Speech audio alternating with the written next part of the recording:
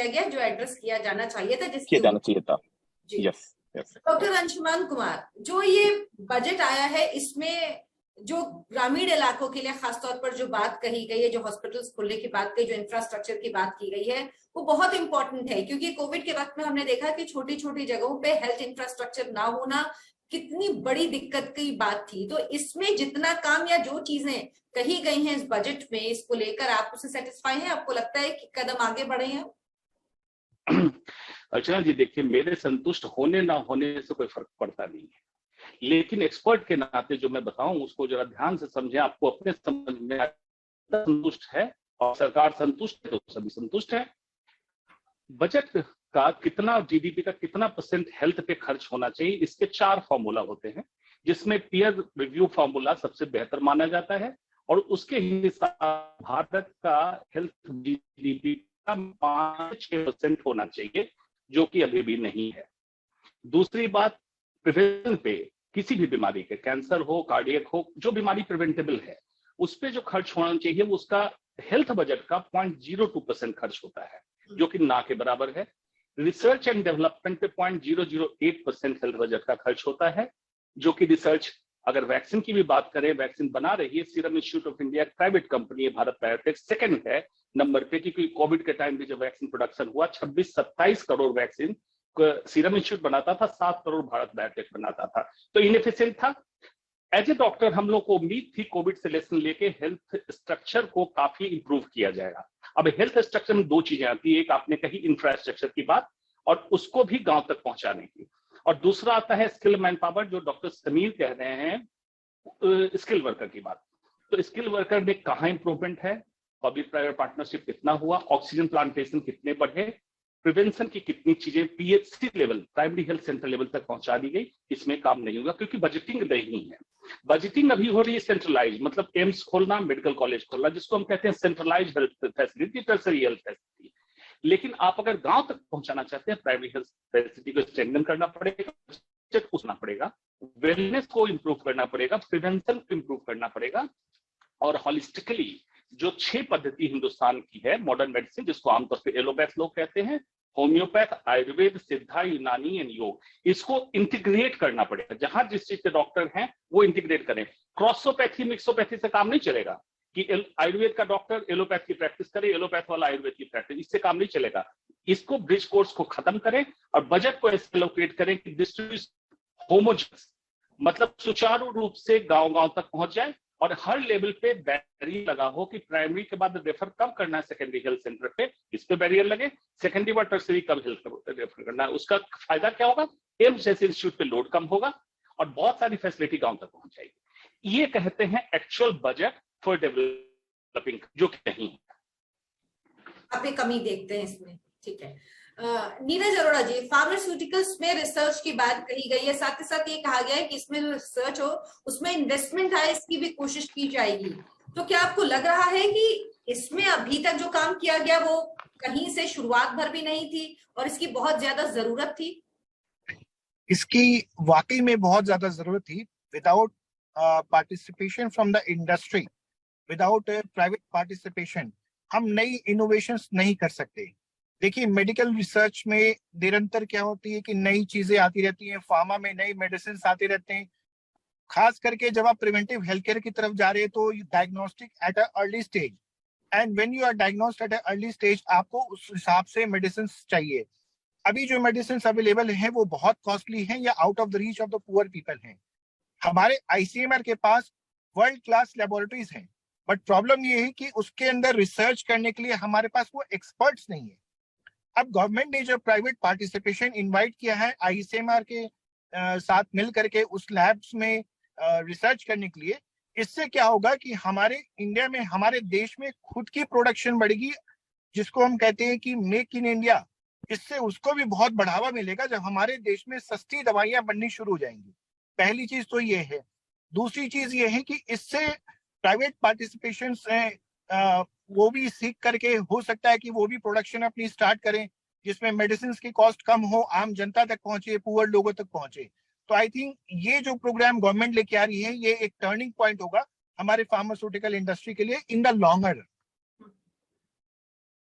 और इसमें न्यूट्रास्यूटिकल पे जोर देने की और जरूरत है।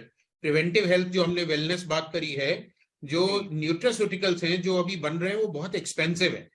द सेम जो ड्रग कंपनी लाइसेंस लेना पड़ता है, जो न्यूट्रास्यूटिकल्स पे अगर हम ध्यान देंगे, मिनरल्स पे, एंटीऑक्सीडेंट्स पे, और उनको सही मात्रा में पहुंचाएंगे पेशेंट्स के पास, तो बहुत सारी बीमारियों से बच पाएंगे। So wellness is much better than treatment, that is what. और इस पे जोर है गवर्नमेंट का, इस पे उन्होंने काफी अच्छा एक स्टेप लिया।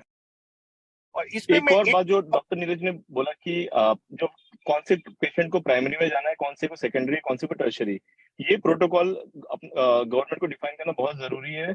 इससे क्या होता है ना कि मैं इसको इंश्योरेंस की तरफ से देखता हूँ कि क्या होता है कि हर कोई हॉस्पिटल में जाता है, उससे क्या होता है कॉस्ट ऑफ इंश्योरेंस बहुत बढ़ जाता है, राइट, और वो एक आम आदमी के रीच से बियॉन्ड चला जाता है। तो ये बहुत जरूरी है कि अपन जो कम वेलनेस की तरफ फोकस हो, या जो कम इल है, severity of illness is less, उनको प्राइमरी या सेकेंडरी केयर में ट्रीट किया जाए, और इसके प्रोटोकॉल्स क्लियरली डिफाइन होने चाहिए।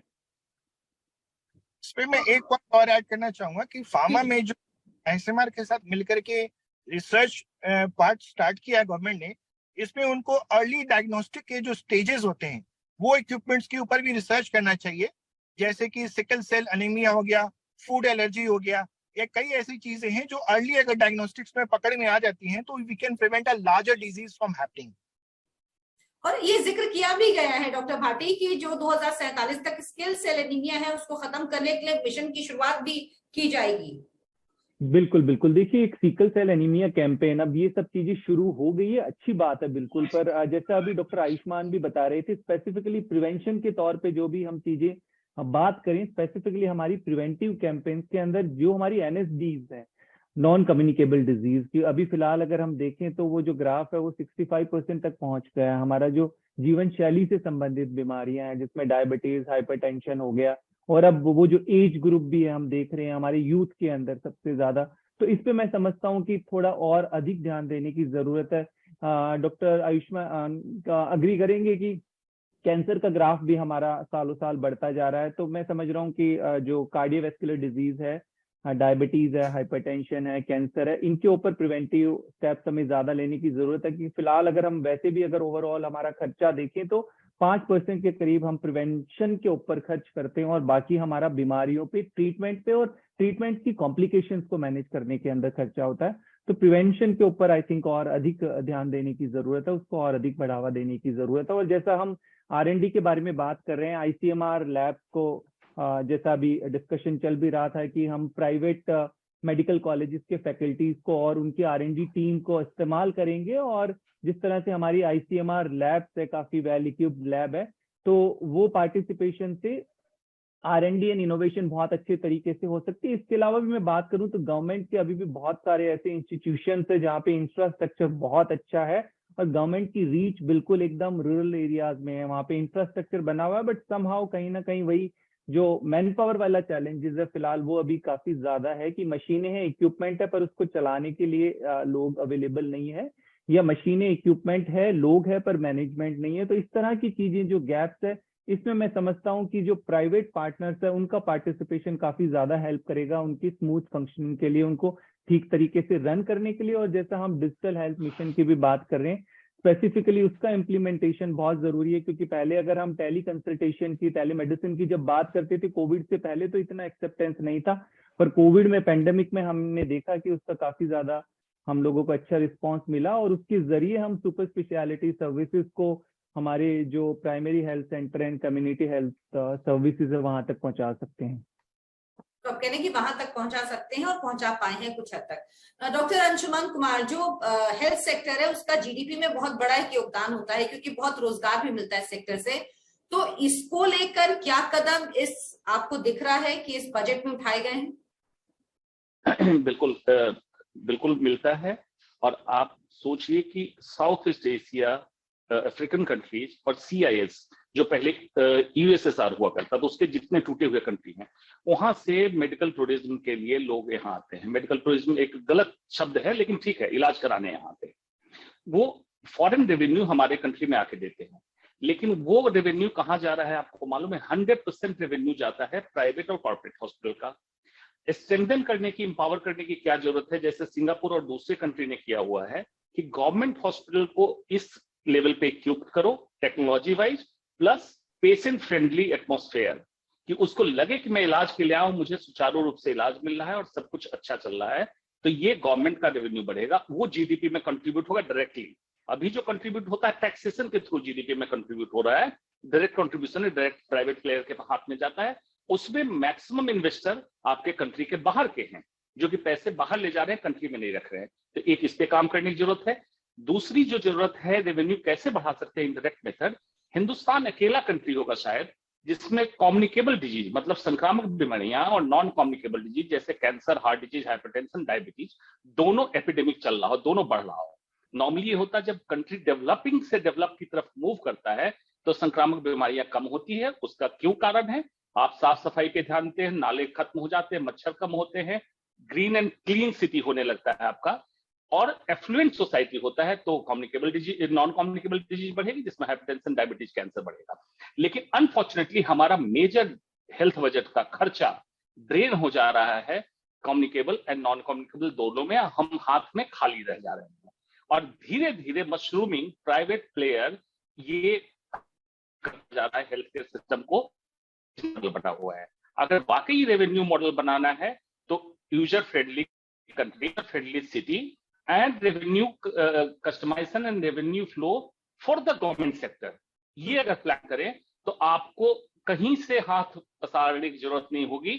आपका हेल्थ मॉडल सस्टेनेबल मॉडल होगा और कंट्री अपने रेवेन्यू जनरेट करके अपने लोगों का इलाज कर सकता है, ये संभव है। तो डॉक्टर मल्होत्रा, आपको क्या लग रहा है कि ये चीजें हैं इसमें, और इसके अलावा और क्या चीजें की जानी चाहिए थी जो आपको लग रहा है कि जो कमी रह गई इस बजट में जिसको एड्रेस नहीं किया गया? देखिए, जब आप देखते हैं सरकार के जो सारे प्रोग्राम हैं, इतने मेजर प्रोग्राम हैं, इतने अच्छे डिजाइन प्रोग्राम हैं। अब national program for prevention of and control of cancer, cardiovascular disease and stress, Manodarpan mental health prevention program, national vector borne diseases prevention program. So सारा बजट का पैसा 2014 से इन प्रोग्राम्स को चलाने में जा रहा है, और अभी तक ये सोच नहीं पा रहे थे कि और जो नया चीज हमें जो चाहिए वो कैसे होगी। So promotion of traditional health care system, उसको अलग से प्रमोट करिए, मिक्स नहीं करिए। उन लोगों का जो स्पेशलिटी है उनको वो करने दीजिए। अभी जैसे गायनिक सेक्टर में अगर वो लोग डिलीवरी और सिजेरियन सेक्शन करेंगे तो कॉम्प्लिकेशंस वहां बढ़ेंगे, mother and child health effect होगी। उनको एंटीनेटल केयर करने दीजिए, आयरन कैल्शियम खिलाने दीजिए, टेटनस के इंजेक्शन लगाने दीजिए, पर वो मिक्स नहीं करिए। वो मिक्स होएगा तो फिर बहुत प्रॉब्लम होगी। सो वहां एंड पोषण अभियान को बढ़ाइए। दो टॉयलेट्स बनाना का इतना मेजर काम किया हमारी गवर्नमेंट ने, जिससे कि कितनी सारी कम्युनिकेबल डिजीजेस कम हुई है। अभी I agree with doctor Anshuman की अभी भी बहुत जरूरी है कि कम्युनिकेबल डिजीजेस कम हुए, एनसीडी जो बढ़ रही है उनको अवेयरनेस करा जाए। तो डायबिटीज, कैंसर, इनके सबके प्रोग्राम बने हुए हैं, fantastic programs on prevention of cardiovascular diseases, prime minister AB health infrastructure mission, प्रधानमंत्री स्वास्थ्य सुरक्षा योजना मिशन, आयुष्मान भारत, प्रधानमंत्री जन आरोग्य योजना, PMAJM। तो ये बहुत सारी योजना है, इनको चलाइए अब ठीक से। और अगर सरकार से नहीं चल पा रही है तो यहाँ प्राइवेट पब्लिक पार्टनरशिप बहुत जरूरी है। जैसे कि स्त्री रोग विशेषज्ञों की हमारी संस्था है, हम 42,000 गायनिक डॉक्टर्स हैं फॉक्सी में। अगर जो स्त्री रोग विशेषज्ञों की संस्था है वो अगर फॉक्सी को दे दी जाए कि आप चलाइए, प्राइमरी हेल्थ सेंटर पे डिलीवरी सेंटर आप चलाइए, तो सरकार के ऊपर लोड भी कम होएगा और जो प्राइवेट सेक्टर वाले हैं वो वहां जाके काम करेंगे। गवर्नमेंट को जो मेडिकल कॉलेज में काम कर रहे हैं उनको प्रमोशन देने के लिए सीनियर्स को गांव में पोस्ट करिए। अभी क्या होता है, सबसे जूनियर मोस्ट डॉक्टर गांव में जाता है, उसको अभी कुछ नहीं आता एक्सपीरियंस। सो आप सीनियर को, रीडर लेक्चरर लेवल को प्रमोट करिए। जो रीडर लेवल आपको मिलेगा अगर 1 साल आप गांव में रहेंगे।